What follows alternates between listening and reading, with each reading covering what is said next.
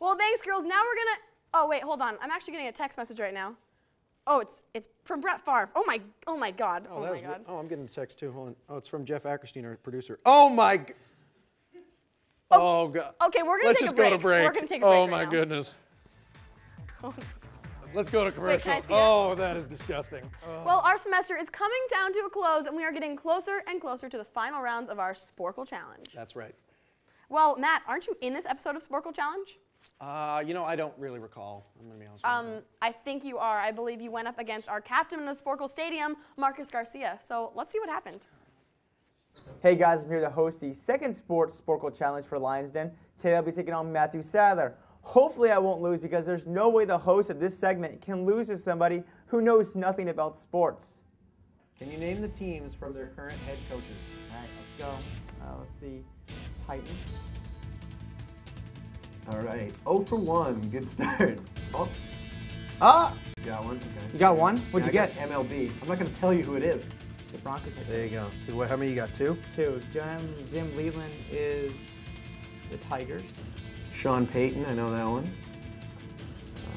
Ron Wilson, NHL. Oh, see, I'm not. I know a few NHL players, not many NHL coaches, unfortunately. Charlie Manuel I got, because that's baseball. Charlie Manuel, Phillies. I got 12 out of 20. Girardi is the Yankees. How many do you have right now? It says 12. Oh, so we're Stan tied? Van Gundy is Orlando Magic. I just beat you. Oh. And Jason Garrett is the new head coach of the Dallas Cowboys. So you got 14? So I have 14 out of 20 right now. Randy Carlisle, that's a hockey coach. Is he Atlanta? Those NBA coaches Oh. costing you the game. Well, now we're down. Now we're down. I basically. lost to Marcus. Randy Carlisle. I lost to Marcus. Randy Carlisle is the Atlanta hockey I didn't just coach. lose. I lost to Marcus. Oh my goodness. It's the sweetest victory. I don't know if I can host the show anymore. Well, guys, I just won my first Sports Sporkle Challenge. You know, it felt great. Really beat Matt down 15-12. Not much of a competition. Matt, to your rematch challenge, anytime, anywhere. Back to you, loser. Matt, Yeah, we will have a rematch. I'm really disappointed in you. I'm a Just little made disappointed in me look bad. too. Now, okay, it was professional coaches, and I got all the football ones, the baseball ones, but I got tripped up on some of the basketball No ones. excuses. Play like a champion. I'm sorry. Speaking of basketball, by the way, the Final Four is coming up this weekend, and then on Monday is the championship game. Number 11 VCU is taking on number 8 Butler in a very surprising Final Four matchup, and number 4 Kentucky, who just barely survived Princeton in their first round game, now they're going on to play number 3 UConn in the Final Four. Cassie, who you have winning these games?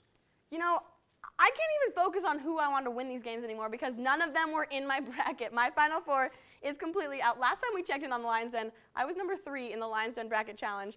And now Samantha Russo from Girl Talk is number 1 in that challenge. So at least it's a girl at the top, but I clearly am not anymore. I still have one team in who was supposed to be in my Final Four. UConn had them losing to Kansas, and Kansas only went down in the final game of the Elite Eight, so a little disappointing at that matchup.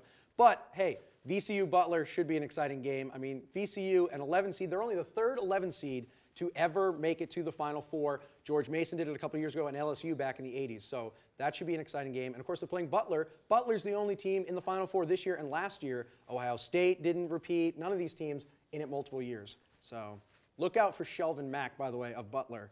He is a big-time shooter, maybe the best shooter in the tournament, and that's why I think Butler, UConn in the finals. That's what I was going to say. Butler, UConn. At least we're on the same page. Sure, you were going to say that. Well, neither of them were in my bracket for very long originally, but I did have Kansas beating You got to UConn like just Butler, you. but they had to play Pittsburgh early on, but they upset them. Anyway.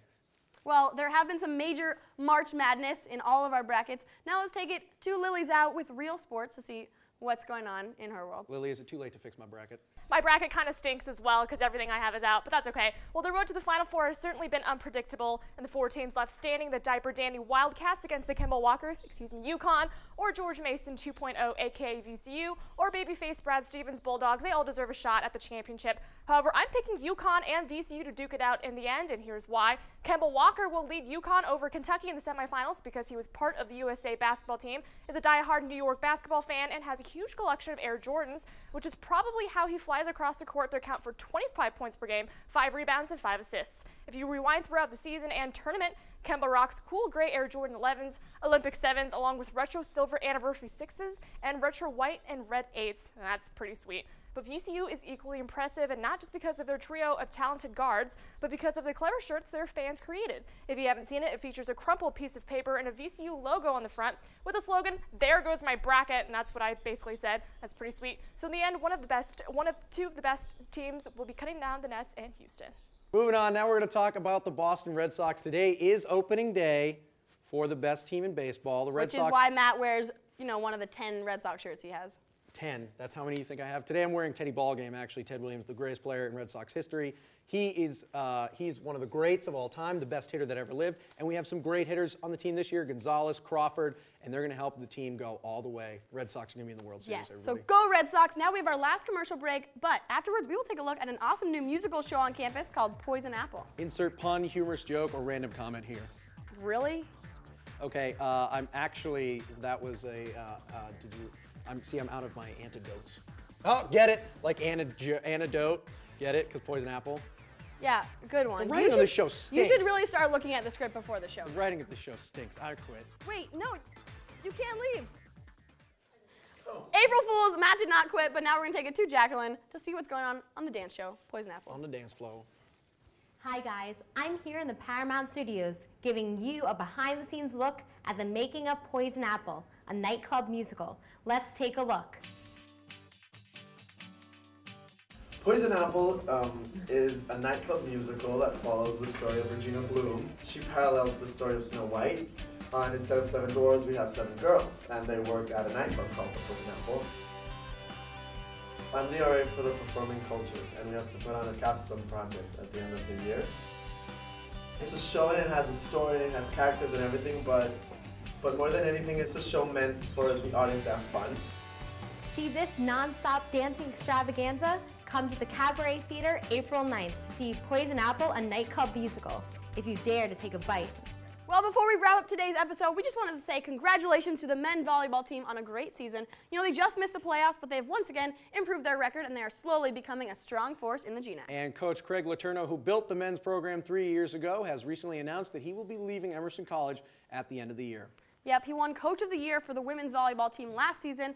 He'll be missed, but unfortunately, that is all the time we have for today's show. All the time we have for the show, but make sure to follow us on Twitter at EC Lions Den for updates and scores. If you tweeted us, your thoughts may even end up on the show. How awesome is that? See you next time, guys.